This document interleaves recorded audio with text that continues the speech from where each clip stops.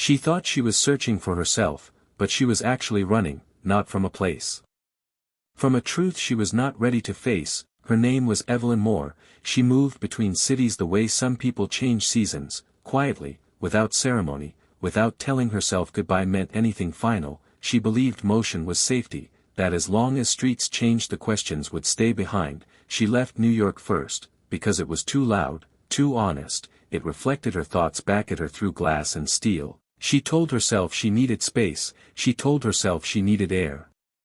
Chicago came next, wide streets, colder mornings, a city that did not ask her who she was, only where she was going. She liked that. She liked being a direction instead of a definition. Later there was Seattle, slow rain, soft light, a place where thoughts could stretch without being noticed. In every city she unpacked just enough, clothes in drawers, books on one shelf, never all of them. She learned how to live lightly, how to leave quickly. She said she was looking for herself. The phrase felt clean, responsible, almost brave. It explained everything and nothing at once. People nodded when she said it, as if they had heard it before, as if it made sense, and that approval made it easier to keep going. She did not notice how often she repeated it, how it became a shield, not a question. She told herself she would know when she arrived. There would be a feeling, a clarity, a moment when the noise settled. Until then she kept moving, waking early in unfamiliar rooms, listening to city sounds that were not hers yet, footsteps, traffic, distant voices. She felt calm in anonymity. Unknown meant untouched. She liked being someone without history, without explanation. She avoided mirrors in new apartments, not out of fear but out of habit. She avoided long conversations, not because she disliked people but because stillness made thoughts louder, and thoughts had a way of asking the same thing over and over. What if you are not searching? What if you are delaying? She brushed that aside, put on her coat, stepped into another street, another version of the same day, convinced that movement itself was meaning, convinced that somewhere ahead there was a version of her that felt easier to be, a version she had not met yet, a version she believed was waiting, patiently, in the next city. Evelyn built routines the moment she arrived somewhere new, as if structure could replace roots. She chose the same kind of coffee every morning, walked the same 3 streets, sat on the same bench when the weather allowed. Repetition calmed her. Familiarity without attachment felt perfect. She learned schedules faster than stories. She knew when bakeries opened, when buses slowed, when streets emptied, but she did not learn names easily. Names led to questions, questions led to pauses, and pauses felt dangerous. She preferred polite conversations, the kind that ended before anything real could begin. She smiled often, not to invite closeness but to close space gently. People described her as calm, as thoughtful, as someone who seemed to know where she was going. She let them believe that. It was easier than explaining uncertainty. Evenings were quiet. She read books halfway, watched films without finishing them. She liked beginnings more than endings. Beginnings promised possibility without commitment. At night she sometimes lay awake listening to unfamiliar sounds, pipes, rain, distant trains, and wondered if this city might be the one, not because it felt perfect but because it felt manageable. She told herself that was enough. She told herself comfort could grow into belonging. Yet weeks passed, then months, and the feeling did not deepen. It stayed flat, neutral, safe. She told herself she was being patient, that growth was slow, that not everything arrived with certainty, but something inside her noticed the pattern, how every place eventually felt the same, how excitement faded into quiet distance, how she began to look at maps again, casually at first, then with intention. She told herself it was curiosity, not restlessness. Curiosity sounded healthier, more intentional. She remembered earlier versions of herself, how she once stayed longer in conversations, how she once wanted to be known. Those memories felt distant, like stories she had heard about someone else. She wondered when that shift happened, when knowing became heavier than leaving. She did not answer the question, she rarely did. Instead she focused on what she could control, the next morning routine, the next walk, the next city that promised a different rhythm, a different silence, a different excuse to begin again. And so the boxes stayed ready, not packed, but prepared, like a quiet agreement with herself that nothing here was permanent, not yet, maybe not ever.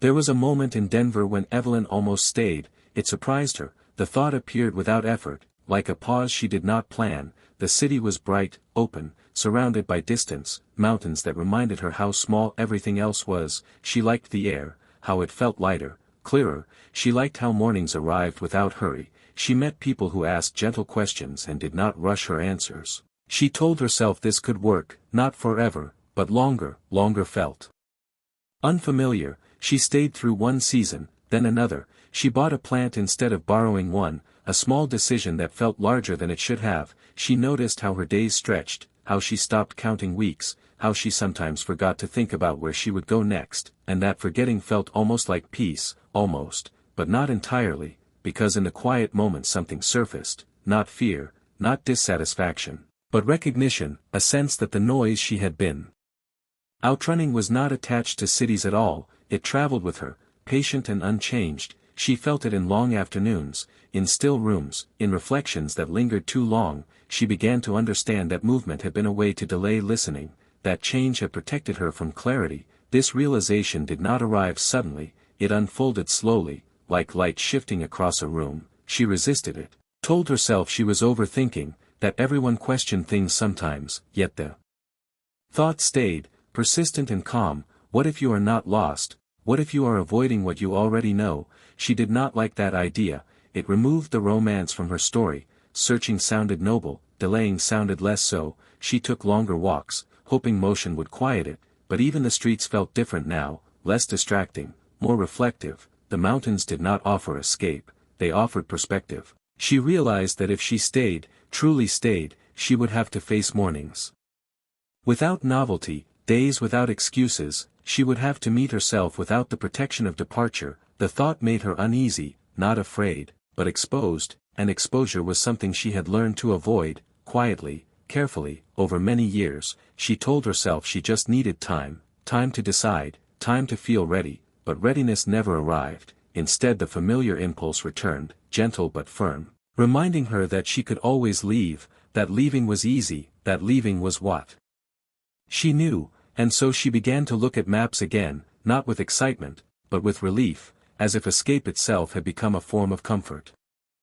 She chose Austin next, not for a clear reason, but because the name felt warm, like a place that might soften her edges. The city welcomed her with light and sound, music drifting through open doors, conversations overlapping without urgency. She told herself this energy might carry her, might fill the spaces she avoided. She rented a place near a street that never fully slept. She liked the illusion of connection. Noise without obligation. Days passed quickly, weeks folded into each other. She smiled more here, laughed more easily, told herself that meant something. She met people who spoke about passion, about building lives, about staying. The word staying followed her through conversations, through cafes, through evenings that lasted longer than planned. She nodded, listened, felt something tighten quietly inside her. Staying sounded heavy. Staying sounded like choosing. She realized how often she positioned herself as temporary, how she introduced herself without roots, how she left space for exit in every story she told. Even here, even now, she kept her belongings minimal, her calendar open, her future flexible. She told herself flexibility was strength, yet she noticed how often she declined invitations that suggested continuity, weekly plans, shared routines, anything that extended beyond the present moment. She preferred connections that existed only once. Meaningful but finite. They did not ask her to show up again as the same person. Nights in Austin were warm and alive, but in her quiet apartment the same question returned, not loudly, not accusingly, just present. What are you protecting yourself from? She did not answer it, she rarely did, but she began to feel its weight, how it followed her through rooms, through streets, through smiles. She understood now that cities were mirrors, each reflecting the same outline back to her, the same avoidance shaped differently by weather and culture. She wondered when she first learned to leave before being fully seen. She traced the habit back through memories, through moments of hesitation, through choices that felt small at the time. She realized that if she stayed anywhere long enough, she would have to stop telling the story of searching. She would have to tell a different one, a quieter one, about accepting, about acknowledging who she already was, and that story felt unfinished, uncomfortable, too close to the truth she had been postponing. So she listened to music drifting in from the street, let the noise fill the room, and told herself there was no rush, that clarity could wait, that the road would still be there when she was ready to move again. When Evelyn arrived in Santa Fe she told no one it felt different, she barely admitted it to herself. The city moved slower, not empty, just intentional. Light rested gently on buildings, silence existed without feeling lonely. She noticed how her breath changed, how her step softened. She rented a small place near the edge of town, where mornings felt wide and evenings arrived without drama. There was less to distract her here, fewer places to disappear into, fewer reasons to stay busy, and because of that her thoughts grew clearer. She spent time alone without rushing to fill it. She cooked meals instead of grabbing them. She read books to the end, not because she forced herself but because she wanted to know how they concluded. Endings felt less threatening here. She met a woman named Claire at a quiet bookstore. Their conversations unfolded slowly, without urgency. Claire did not ask where Evelyn was going next. She asked what felt steady. The question stayed with her long.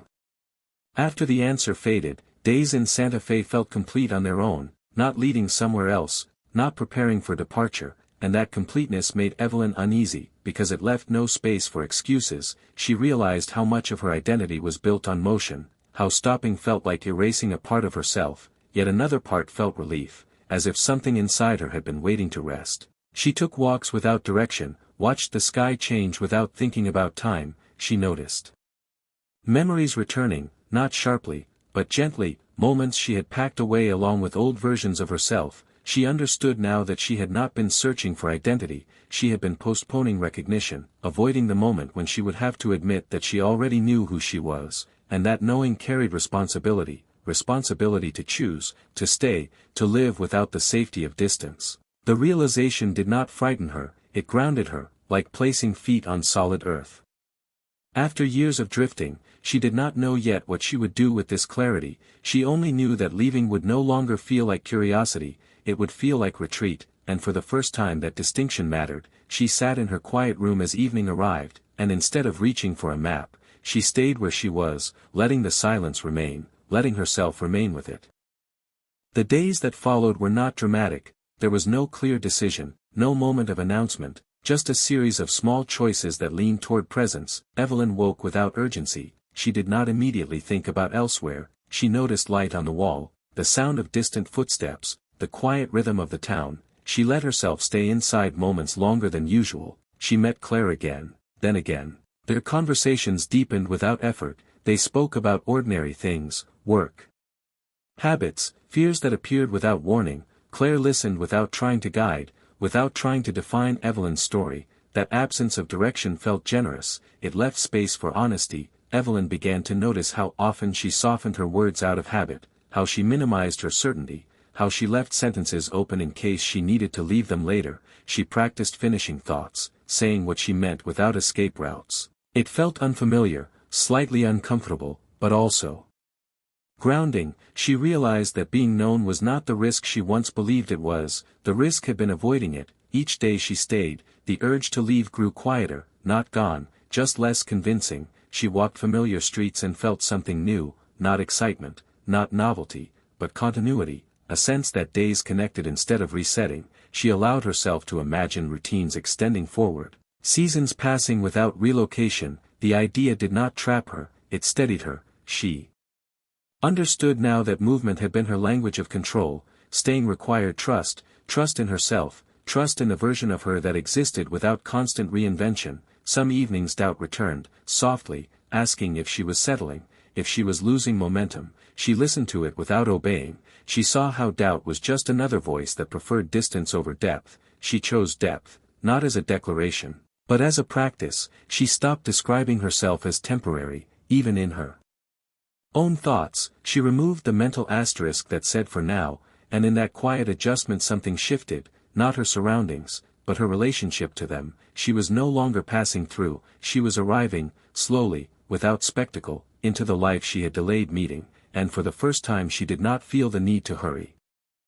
Time began to behave differently once Evelyn stopped measuring it by departures. Weeks no longer felt like placeholders, they carried weight, texture, memory. She noticed how repetition no longer dulled her days, it deepened them. Familiar streets revealed small changes, a new sign, a closed door, a tree shifting with season. She felt connected to these details in a way she never had before, as if attention itself had roots. She thought often about the woman she used to be, the one who believed Searching was movement, she did not judge her, she understood her now, she saw how leaving had once been necessary, how distance had protected her when closeness felt overwhelming, compassion replaced criticism, she allowed both versions of herself to exist without conflict. Some evenings she felt restlessness rise, an old reflex, a reminder of road she once loved, she acknowledged it without acting, letting it pass like weather. She realized that identity was not something to chase, it was something to inhabit,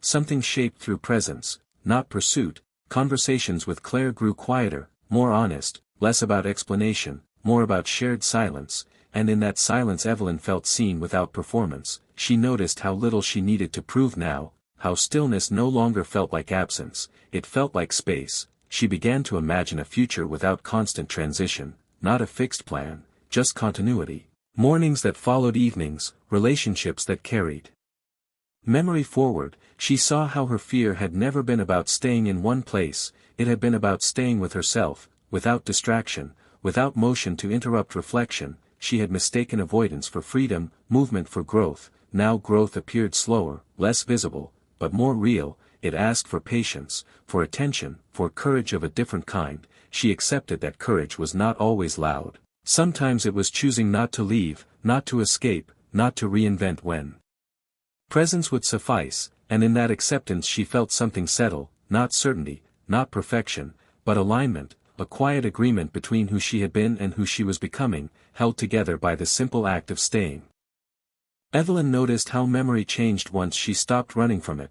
Past cities no longer felt like unfinished chapters, they became references, lessons instead of escapes. She could remember them without longing, without urgency, just appreciation. She saw how each place had taught her something about distance, about silence, about herself, and how none of them had failed her. She had simply asked them to do work that belonged to her. Now that work felt lighter, more honest. She spent time alone without feeling incomplete. Solitude no longer meant absence, it meant choice. She learned how to sit with discomfort without translating it into motion. She learned that clarity did not arrive as a single moment, it arrived as consistency, small confirmations repeating quietly. She allowed herself to be seen in ordinary ways, not impressive, not mysterious, just present. She shared stories without editing out the parts that stayed. She noticed how people responded to that steadiness, how connection deepened when she stopped preparing for departure. She realized that the version of herself she once believed was waiting somewhere else had been here all along, patient, unchanging, asking only for recognition. That realization did not feel dramatic, it felt obvious, like remembering something she had always known. She stopped using searching as a description, it no longer fit. She was not looking outward anymore. She was listening inward, and listening required stillness. Evenings became her favorite time, not because of distraction but because of reflection. She watched days close without urgency. She understood that meaning did not come from movement, it came from attention, from staying long enough to let life speak back. She smiled at how simple it sounded now, how complex it once felt, and she allowed herself to remain exactly where she was, not because she had to, but because she chose to. And that choice carried more freedom than any road she had ever taken. There were moments when Evelyn wondered how her life might look if she had stopped earlier, if she had chosen presence before exhaustion made the choice for her. She let those thoughts pass without regret, understanding that timing was part of learning. She saw how every move had been a step toward this stillness, even when it felt like avoidance. She had needed distance to recognize what closeness required. She felt gratitude for the roads, the rooms, the mornings that taught her how not to listen, so she could learn how to listen now. She noticed how trust built itself quietly, not through declarations, but through repetition, through showing up as the same person day after day. She trusted her reactions more, trusted her pauses, trusted the voice inside that no longer rushed her forward. She allowed herself to make plans that extended beyond convenience, not rigid commitments, just gentle continuations. She realized that freedom did not disappear when she stopped leaving, it changed form. It became the freedom to stay, to choose depth over distance. She felt grounded in a way movement had never given her, not anchored by place, but by presence. She no longer defined herself by what she might become elsewhere, she defined herself by how she lived here. Now, she noticed how fear lost its urgency when it was acknowledged, how it softened into caution instead of command. She learned that stability did not mean stagnation, it meant growth that could be witnessed. Remembered, built upon, she felt aligned with her days, with her decisions, even when they were simple. She understood that she had not found herself in Santa Fe, she had stopped postponing herself there, she had met the person who had been waiting patiently through every departure, every packed box, every promise of later, and she stayed, not because she had nowhere else to go, but because she finally recognized where she was. Evelyn no longer measured her life by locations, the map inside her faded, replaced by something steadier, a sense of continuity that did not require movement to feel alive. Mornings arrived without negotiation, she met them as they were, not as beginnings or endings, just as moments to inhabit. She understood now that the woman she believed she was searching for had never been ahead of her, never waiting in another city. She had been present in every version of her life, quietly patient, allowing distance until recognition was possible. Evelyn smiled at that thought, not with pride, but with relief. She had not been lost, she had been cautious, careful with her own truth, and that caution had shaped her path. She accepted it without regret. She saw how fear and wisdom had often shared the same voice, how it took time to learn the difference. She felt no need to announce her arrival, no need to explain her staying. The change was internal, complete without witnesses. She moved through her days with attention, listening more than anticipating, choosing presence over escape. When restlessness appeared, she greeted it like an old habit, familiar but no longer in control. She understood that growth would continue, not through leaving, but through living, through allowing life to unfold without interruption. She felt grounded not because everything was certain, but because she was willing to remain with uncertainty. She no longer delayed the meeting with herself, she lived it, quietly, fully, without searching, without running. And in that stillness she discovered something simple and enduring. She had always been home, she just needed the courage to stay long enough to realize it.